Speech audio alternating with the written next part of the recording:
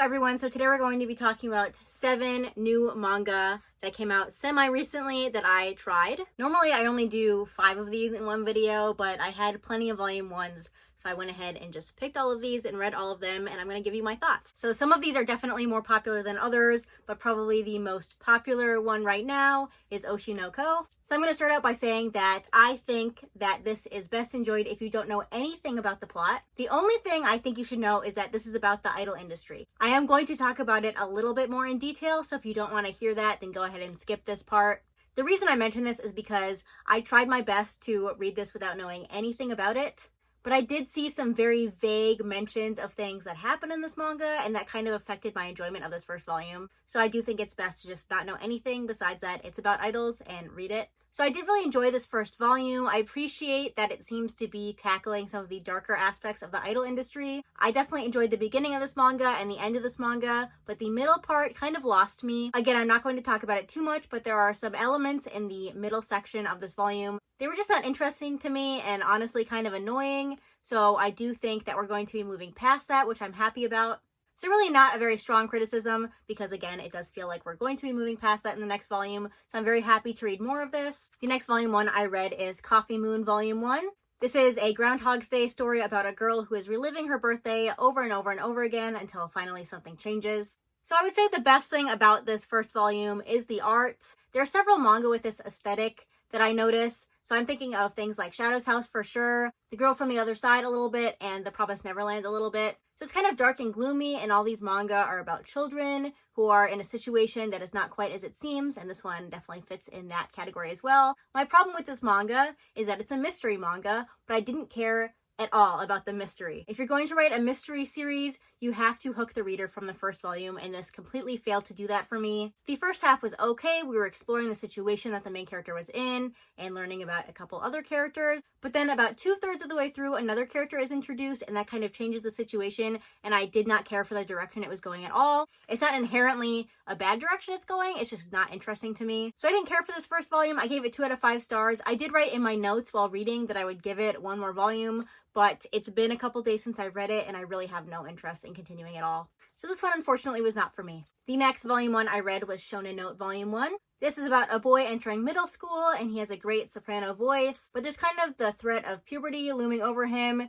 He is aware of it, but he doesn't really mention it, but everyone around him is basically waiting for his voice to disappear or change, and he's no longer going to have this talent. So I really enjoyed this first volume. The art in this is very beautiful. Obviously, this is a manga, so we don't have the addition of music. So it's always interesting to me to see how authors decide to incorporate music. In this case, the author uses the art to really immerse the reader. So when the main character is singing, then the art gets kind of surreal, I would say, so you can see how his voice affects the other characters. Additionally, he sees music in pretty much everything, so any sound he hears, he mentions how it reminds him of music, and the art also reflects that, so you can see how other things, musical things, affect him as well. I can definitely see the conflict that's going to happen here. It's pretty apparent in this first volume already that lots of people want his talent for themselves, or they want to use his talent. For example, obviously the choir club wants him to join because they don't have very many sopranos, but also the opera club wants him to join so he can perform in their opera.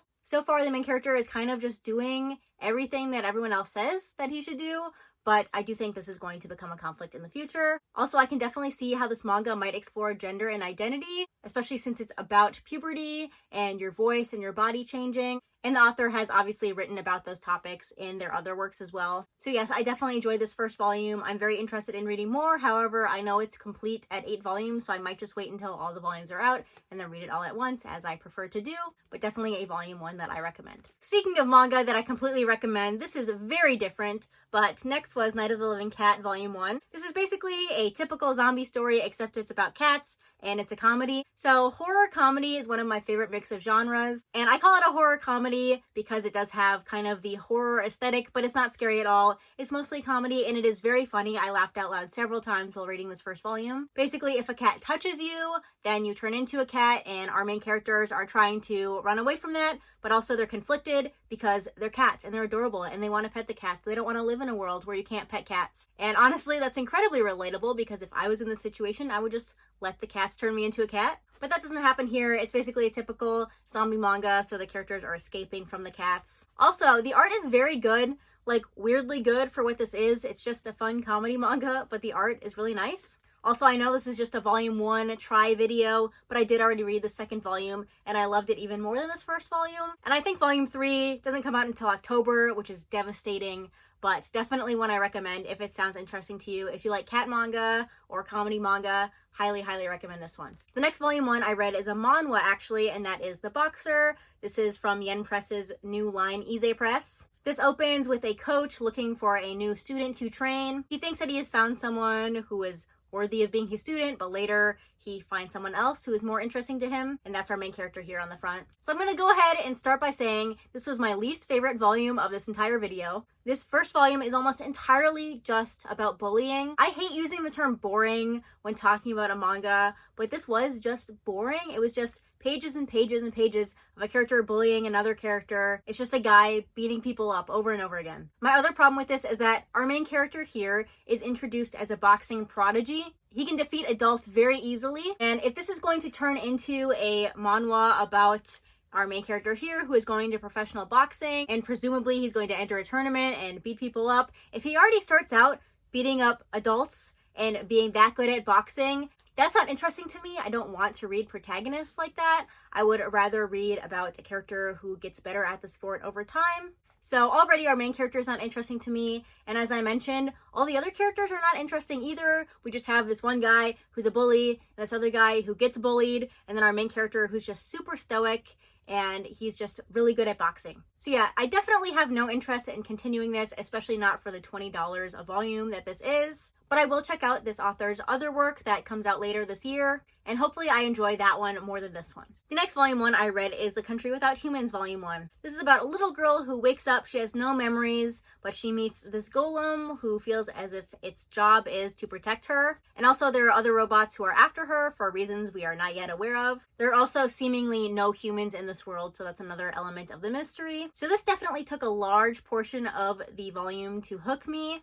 But by the end, I definitely wanted to learn more about this world and the situation that this little girl is in. I also just really enjoy robot stories, as we all know, so I probably would have continued this either way. But this does remind me of The Girl from the Other Side, with a large, inhuman character taking care of a girl who is seemingly all by herself.